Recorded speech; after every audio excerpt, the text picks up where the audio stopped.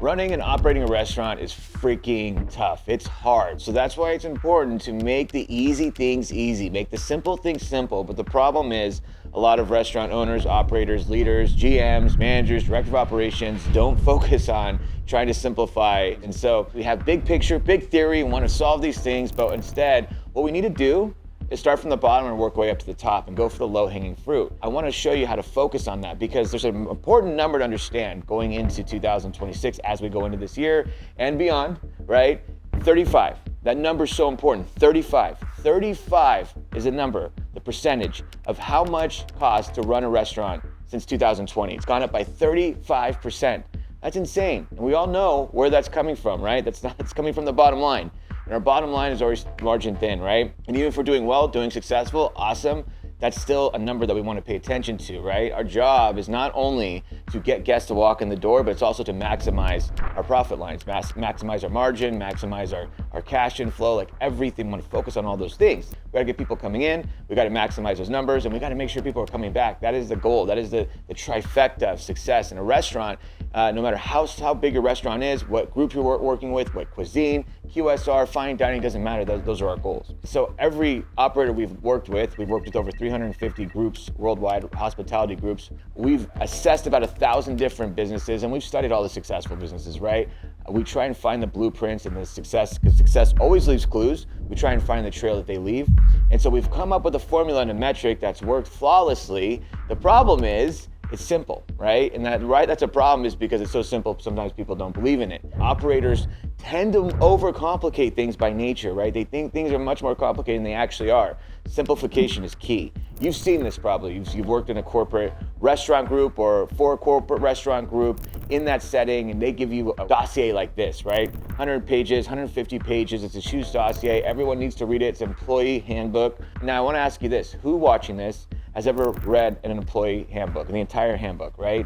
There's people that have done it, but it's very, very rare, which is telling you something. The information is not valuable to the consumer, right? We want to give them information, dossiers, papers, books, anything we give them, it needs to be valuable to them to make them better at their job, and it needs to be simple for them to digest and simple to teach. If we can do that, we're going to be highly successful. Let's say, for example, I want my team to give hospitality at a high level, okay? And what we want to do is hospitality, well, here's what hospitality is, I'm going to do this, and here's the steps, and here's this, and here's that, and here's this. Now, as an operator, as an owner, there's nothing that's not important to you. So you're going to make that dossier like this big if I were just task you with it, and I put you in a room for a month, and I said, get to writing, right? And that's all you have to focus on is writing that. You're going to have a dossier this big, and I'm going to say, can you take anything out? And you're like, Preston, everything in there is important, because it is important to you. The master, the art of doing this is having someone minimize that, right? And I want to give you a quote that's really, really powerful that changed the way in perspective I see things. And that was from a famous artist. And he said, perfection lies not when you can't add anything else, but when you can't take anything away. Okay, minimalism. Minimalism is key for the success in 2026, not only for our business in general, but for our workforce. If we want to train our workforce at a high level, if we want to get the most out of our workforce, if we want to accomplish the things we want to accomplish at a high level, which 90% of restaurants never do, right? They never get consistency fully down, especially front of the house, hospitality, guest experience. They never get hospitality down. They never get full buy-in from their staff down. They never get those little things that make the biggest difference, right? The $1 million companies from the $1 billion companies, what separates them? Consistent hospitality experience, both front of the house and back of the house. You want to get those things down, we have to understand our workforce. Most people don't understand their workforce, right? They just blame their workforce on everything, but they don't understand it. What we need to do is understand it. A mentor of mine once told me, financial advisor, and he always said, people complain about the government, Preston. They complain about the government to me all the time. They blame the government for everything, right? But the problem is, I tell them, we have two options here, right? A, we complain. B, we learn the rules and we play to win, right? Spend your time playing the rules and way to win. Our workforce is difficult. It's one of the most difficult things about running a business. If we had an easy way to train the workforce and everyone could do it at a high level, super simple, restaurant industry would be much different, right? When you walk into a restaurant, it would be an amazing hospitality experience every single time because every leader, every owner wants an amazing hospitality experience in the restaurant. Again, whether you're QSR or you're fine dining restaurant, they all want that. But the problem is they can't get their team to execute it consistently at a high level. So everyone wants it, right? Very few people get it. And this is why. We have to learn the rules and play to win. We have to understand our workforce. We have to understand that the way we trained 5 years ago cannot be the way we train now. Old tactics do not work. especially 10, 15, 20 years ago, do not work. What tactics are you using? Are you using tactics that you're using 5 years ago? Then why would that work? We have a new workforce. We have a new world we're living in, right? First of all, Gen Z has flooded the workforce. They learn and get motivated and bought in differently, okay? Secondly, we have post-COVID mindsets. Everyone got free money, they liked it, and that lowered the bar across the board. People don't want to work anymore, right? They tasted money without working, and now that lowered the bar. How do I get that? How do I stay on track with that? And now that's why we have people leaving, because they're leaving the industry saying, I'd rather go get an office job somewhere where I can make less and struggle a little bit more, but not have to work as much. Hey guys, sorry to interrupt you, but I have to get this out because right now you're gonna see a lot of talk about training, leadership development, culture development, all that good stuff, which is absolutely crucial for your restaurant if you're trying to develop hospitality at a high level. If you're trying to get the results, you want to get the best results you want to get. If you want to get the most out of your employees, right? Ultimately the most out of your business.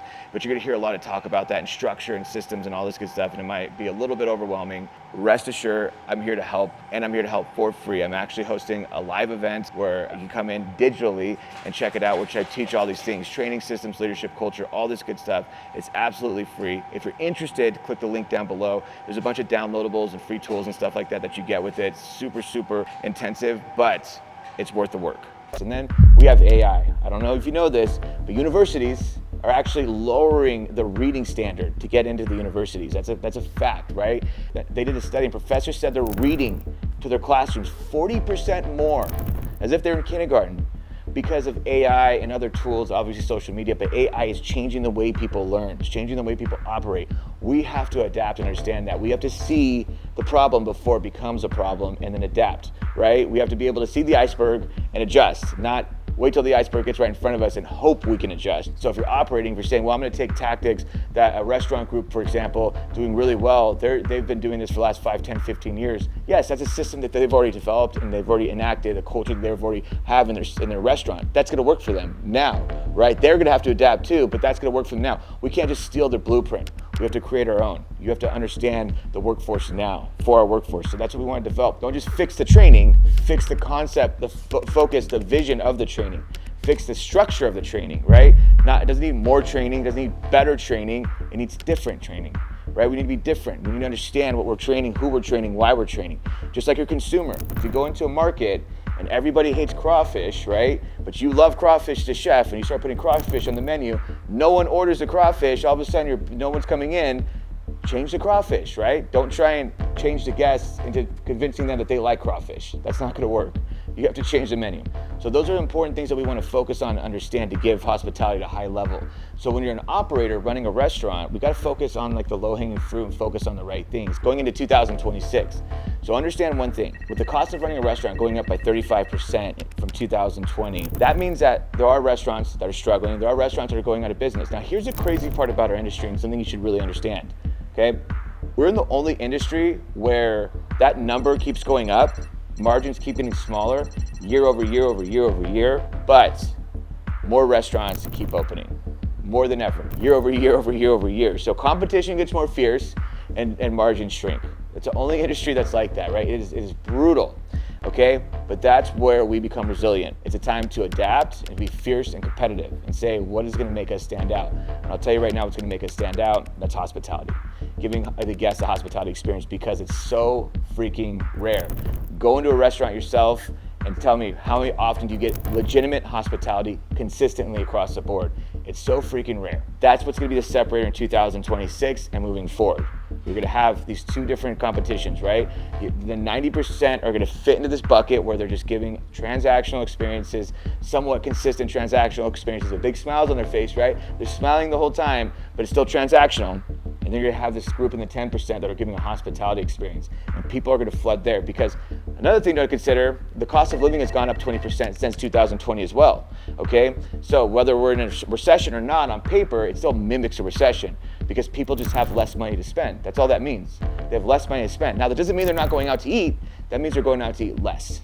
Okay, so we have to focus on making sure that when people are going out to eat less, we understand that they're gonna pick us. Why would they pick us? Because we treat them the best. Yes, we have good food. Yes, we have a beautiful restaurant, but we treat them the best consistently. We take the time to train our staff to treat them the best, right? I'm gonna tell you, it's gonna be the 5 phases, which I have a whole video on that. I can link it after this video, 5 phases, which you wanna focus on. Advanced leadership, you are nothing without your leadership. Again, low-hanging fruit. What are we focused on as operators? We have to have really, really good leadership, right? Advanced leadership, not management, leadership, okay? What do you do to develop your leaders? If you hire even like, let's say a GM from the outside, or you move a server up to a supervisor, what do you do to develop them into a leader? If you're showing them, here's the keys, here's how you swipe a card, here's where you drop the cash, here's the expo line, here's the schedule, here's how you do this, here's a spreadsheet. You're teaching them to be a manager and to be transactional, right? That's gonna be the most basic way of training them. You're gonna get very little results. What's gonna happen is when you move that server up into a supervisor position and you teach them all those things, but you don't teach them things like how to deal with employees that they just maybe were working side by side with, how to hold people accountable, how to deal with guests, right? How to regulate your emotions, how to regulate your exhaustion, how to push forward, how to have that mindset, how to change their mindset, then they're gonna get burnt out and they're gonna wanna quit. And I see that happen all the time. Amazing server, amazing employee, move them up to a supervisor or managing position, all of a sudden they quit in 6 months. Now you just lost a rock star employee, okay? Same with the GM. I'm gonna bring this GM, I've seen this so many times, right? I have a great concept, scaling, okay, we're doing so great, but I need more leadership. I'm gonna bring in this GM. He was a GM of a steakhouse that's a corporate, well-known steakhouse. He did all these accolades, hit all these milestones. I'm gonna bring him in, but the problem is a GM is not a builder. They're an executor, and that's what they should be doing. That's what they're great at. But you come in and bring them in as a builder, and you want them to execute day-to-day operations. So first of all, I want you to build up all these amazing things that, by the way, companies spend millions and millions and millions of dollars on developing. I'm gonna have this one person come in and build it while he's actually being a GM and functioning as a GM. So basically working 2 jobs, and then he gets dismal results. And the GM comes in hungry because he's like, I've done it over here for 10 years, 15 years, I've done it, now I can see it. But the problem is when he was over there, they were handing him everything on a silver platter and saying, execute this. Now he has to be the one loading up the silver platter. He has to be the one building. He's never done that before. When he sees how difficult it is, and he has the pressure of running the restaurant and these expectations, and they want him fast, all of a sudden, you get a burnt out GM who's not motivated, and all of a sudden, a year later, you're like, I just wasted all my money and time on this, and they're gone. So we have to build the right things, the right processes, and focus on the right things. So the 5 phases, advanced leadership, we got to build up all of that for the leadership team to hand to them, then we'll be the most successful. Next, high-level systems, we have to give our team structure. The more structure we give them, the more successful they'll be. I always say, you are nothing without systems. Without systems, you won't have consistency. Without systems, you won't have hospitality. Without systems, you won't have good leadership, okay? Number 3, dynamic training. We have to train them the right way. It doesn't mean more training, like I said, different training. Number 4, follow-up mastery. We want to make sure that we're actually following up with our staff, following up with our leaders, following up with our servers, our hosts, our cashiers, following up to make sure they're doing their job consistently, showing them presence, that we care, that we're there. And number 5, accountability. That wraps everything in a bow. You cannot have consistency, you cannot have excellence, you cannot have hospitality, you cannot have good leadership without accountability. It does not exist. Accountability is everything. Look at anything, the greatest companies in the world, the greatest restaurants in the world, the greatest sports teams in the world, all of them live on a culture of accountability, and they don't play around. This is the gasoline, right? It's everything.